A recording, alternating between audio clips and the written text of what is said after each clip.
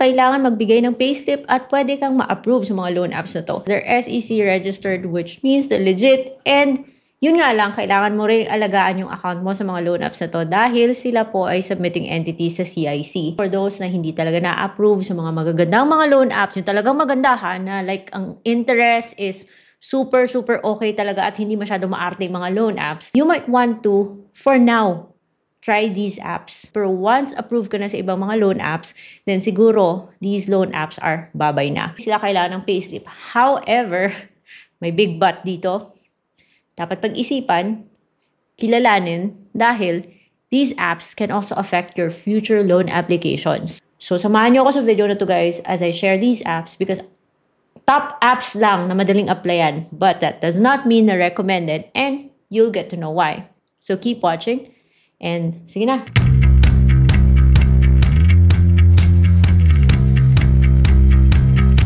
Hello everyone! Welcome back to another vlog. And today, mga loan apps po na pwede nyong applyan kahit na wala kayong payslip, makakautang kayo ng malaking amount pag-alaga yung account niyo. This video is not sponsored. It's based on my personal experience. Wala po tayong pinopromote sa videos natin. Yung aim ko lang po is mabigyan ko kayo ng tamang expectations and ma-deliver ko yung things, yung lahat na dapat nyong alam sa isang loan app. Dahil yung pag-uutang, it's a very serious matter and meron po tong effect, or it can affect our future loan applications. And as much as I don't like these apps can help. I may sound negative, but yung goal ko lang naman is to give you a heads up. Let's start with loan app number 1, and that is Mr. Cash. So Mr. Cash is under eGeneration Lending, and makikita mo si eGeneration Lending sa SEC, dun sa list of recorded online lending platforms. Yung app niya, yung OLA niya ay si Mr. Cash. 5 po yung contact reference na hihingin niya. And based sa mga stories na nakolek ko from friends and viewers, itong si Mr. Cash ay maaari talagang tumawag sa mga nilista mo as contact reference. Pag say, for example, overdue ka,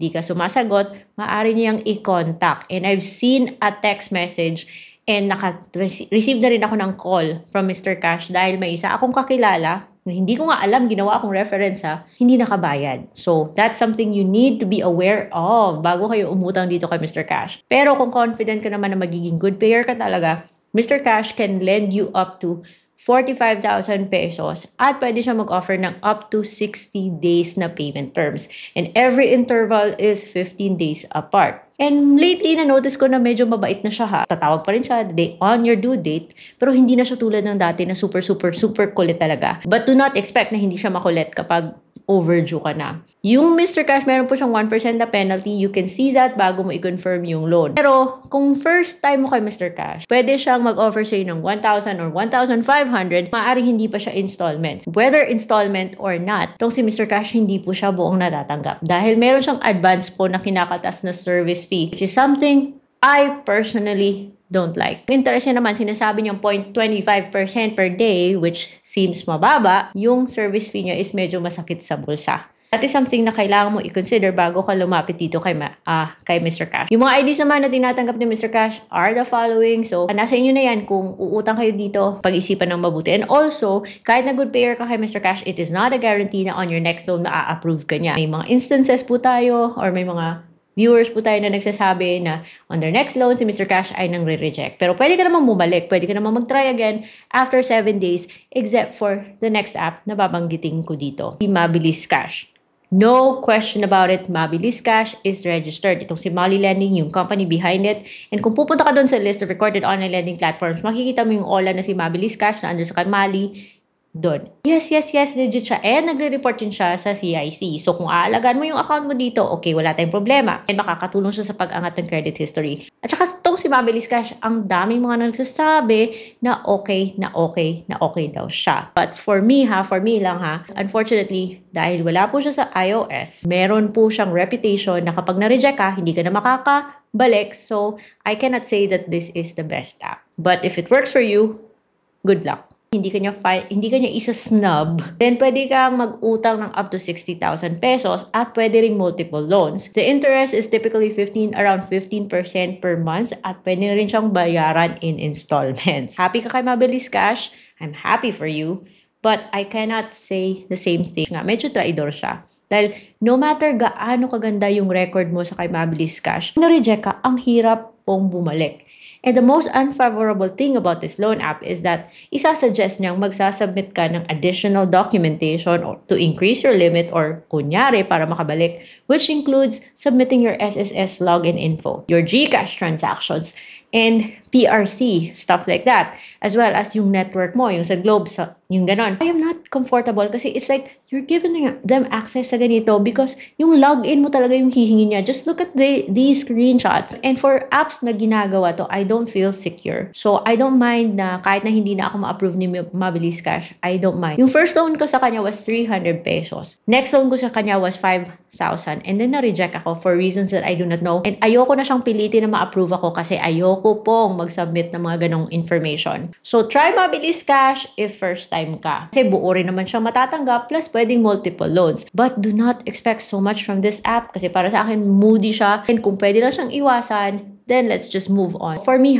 masasabi mo talagang the best yung isang loan app. Kung isang loan app ay also nasa iOS. There was a time na gumamit siya ng AI for its marketing stuff na, nako, obvious na obvious, Mabilis Cash. Tingnan mo yung kanyang mga ads, oh. Do you see? May na-notice ba kayo? Ayoko na. Zip. Ayoko nang mag-comment. Just move on to the third one, OLP. Okay, si OLP naman is short for Online Loans Pilipinas. Well, at least ito is both sa iOS and sa Google Play Store. Buo po siyang natatanggap. And medyo marami-rami rin yung IDs na pasok sa kanya. You can borrow up to 20,000 pesos. 0% interest daw yung first loan mo sa kanya if first timer ka, but do not expect 30 days ka dito. Sometimes 7 days, sometimes 14 days lang. Sa 0% niyang pa-promo or pa-utot And hindi po siya buong matatanggap kasi yung first time mo meron po siyang transfer fee. I used to love it because yun nga, dati umuutang din ako dito because buo siya matatanggap. Tiisin mo na lang talaga yung kakulitan ng mga agents niya kapag papalapit na yung due date. 5 days before your due date. Recently, nag-inarte na siya, guys. Kasi aside from the 15% na service fee na charge niya, meron pa siyang mga additional services na medyo pahirapan yung pag-remove. So, for example, so 1,000, after 30 days, babayaran mo 400 plus yung interest, so 1,400 plus. So, you're paying fees na sobra sa 30%, and that's not acceptable. Nang dahil to sa additional services niya, like the electronic doctor, that does not make sense at all. And also, meron pa siyang mga pa-insurance, which does not really protect you as a borrower. I feel like it protects the company. So, kung patatanggal mo naman, maaaring ma-delay yung disbursement by 7 days. So, wala siyang silbi if nagmamadali ka. The only thing I find good about this app is that buo siyang matatanggap. Unfortunately, hindi siya nag-i-increase unless every time naglo-loan ka sinasagad mo. Ba't ka naman magtsatsaga or magtitiis sa isang loan app para lang maabot mo yung 20,000 na yan kung every time naglo-loan ka, lugi ka naman sa interest tsaka sa service, sa kanyang mga additional services, diba? Parang hindi siya nakakatulong. Pero kung emergency, walang-wala talaga, first time mo, and kailangan mo lang naman ng pagtawid kasi wag kang mag-expect na kaagad kang makaka 20,000 on your first loan or high loan amount. Expect ka na baka 1,000. So, kung kailangan mo lang ng pantawid, pamasahe, pang-buy ng lunch, dahil 3 days later pa yung sweldo mo, well, you can try this, pero just have a little bit of discipline na pagkatapos bayaran mo at huwag mo nang gamitin pa. Kailangan kinikilala natin ng mabuti yung mga ganitong mga loan apps bago tayo ma-trap, guys. So, now let's move on to the last of my list, and that is Cash Express. Isa pa to. Masyado po siyang pinopromote. Grabe yung pag-promote sa loan app na to. Nasabing 0% interest po siya on your first loan. Pero yung 0% interest na yan, sa 7 days lang yan, guys. And kung wala ka, syempre, kung wala ka pang bayad within that 7 days, it's like ma-forfeit yung 0% interest mo. Dahil magbabayad ka na ng daily interest that can be as high as 1.99 or let's just round it off to 2%. For me, I really don't feel comfortable sa mga loan apps na 2% daily. Kaya, hindi ko maintindihan kung bakit siya pinopromote. Oo, buo siyang matatanggap, napaka-sneaky niya. May pa-extend siya eh. As you can see sa mga tables na sinishare ko every time nag-vlog ako about Cash Express. Dati, straight 1.99 or 2%. At least ngayon, doon na lang siya naglalagay ng interest sa kung ano man yung outstanding. So at least, masasabi na siyang installment. Pero parang hindi pa rin siya installment sa taas ng interest niya. Pabigat pa rin siya, guys. Pero if there's any consolation na makukuha mo dito sa loan app na to, that is, buo siyang matatanggap. After that, para sa akin, sakit na sa ulo.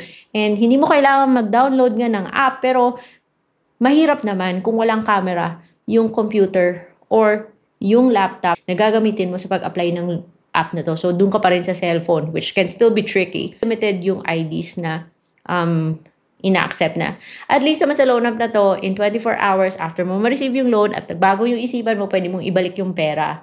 Pero yun nga lang, parang akseso sa panahon kung may mga ganyan siyang style.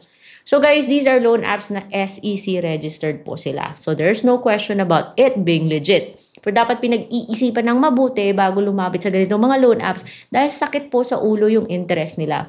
Or yung mga style nila, tulad ni Ma'am Bliss Cash na pag nang reject, goodbye na. A short time, pwede mo silang gamitin as stepping stone, but just make sure guys na kung meron na kayong access sa mga loan apps that are better than these apps.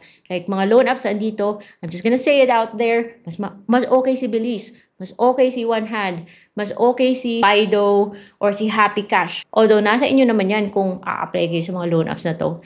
But please, wag po kayong padalos-dalos, wag po kayong pindot lang ng pindot without knowing kung ano talagang mai-expect. Just because sinabi ng promoter na okay sila. So I hope meron kayong natutunan sa video na to and I hope you are more careful about where kayo nagsasubmit ng information nyo. And I will see you on my next vlog. Bye-bye!